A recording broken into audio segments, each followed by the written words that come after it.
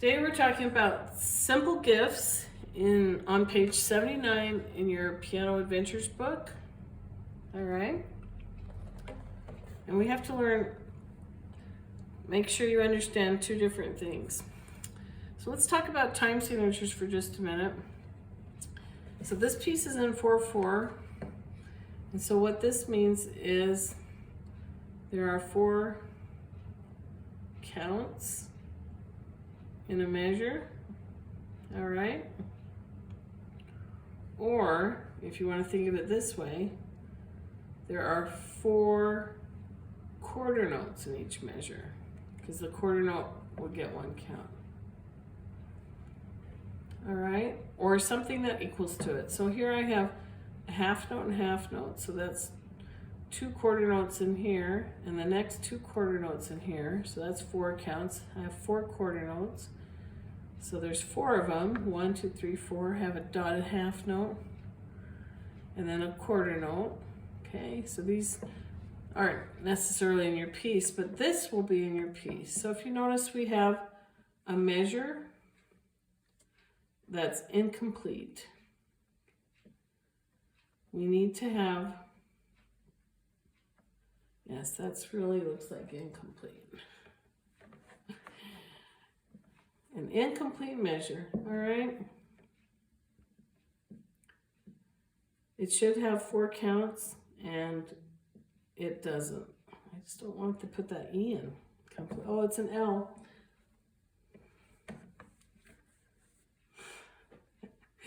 Welcome to watching Sister Nat try to spell. It was not one of my strong points in school. Look at that, incomplete.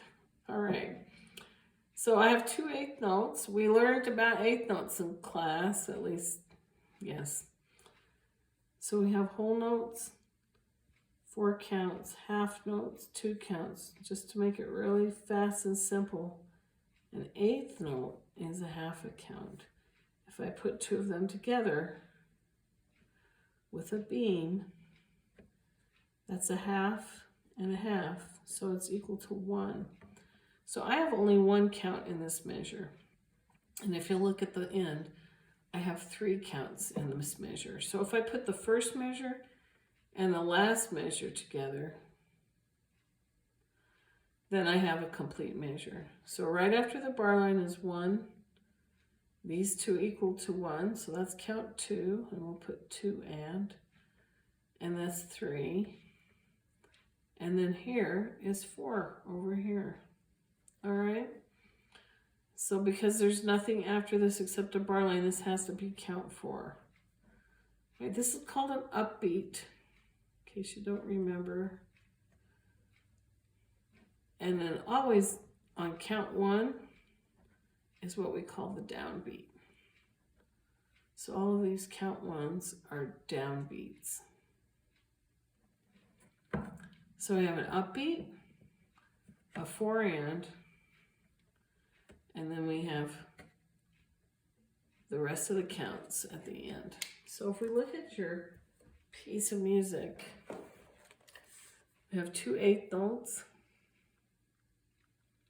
eighth note, quarter, eighth note, eighth note, eighth note, quarter, eighth note, quarter.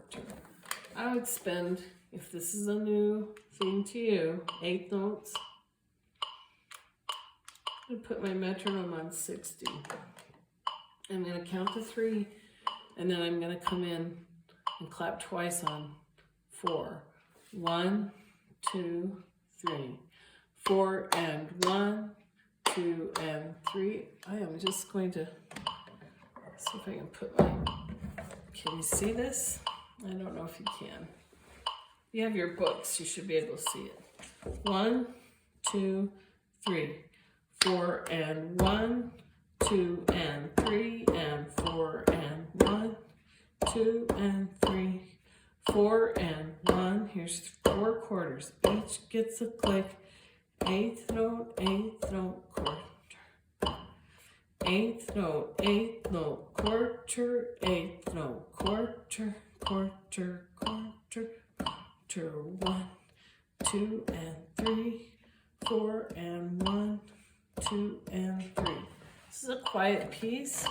We have a diminuendo, a couple of them, and here's a crescendo. So you can either look at a crescendo would be the opposite of this, or it could write the words C-R-E-S-C. So I'm going to count to 3, and I'm going to play just the melody notes. So I'll be playing these G's in my left hand are part of the melody.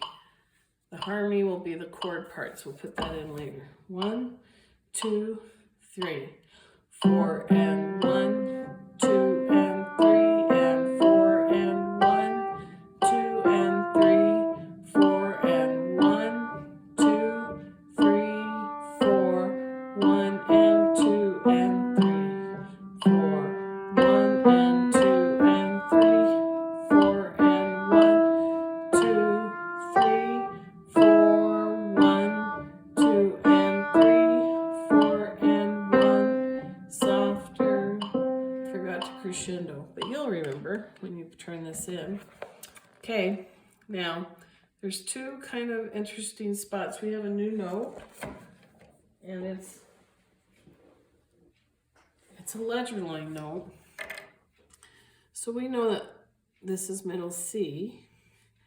So if we do one note lower, that is going to be a B, okay?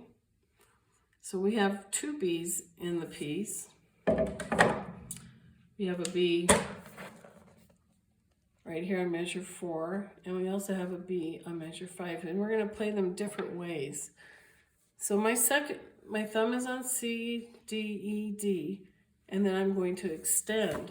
So I'm going to reach to the B and skip the C. And if I play these three notes together, we can see that that's a chord.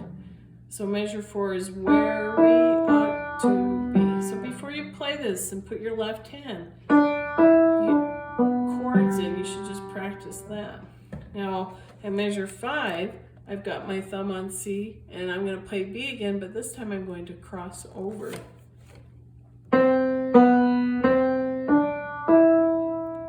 So middle C with my thumb, cross over B. All right? So really practice your right hand, get it perfect. And the last thing we need to talk about are our chords. So we learned this in class, or you're about to learn it in class tomorrow.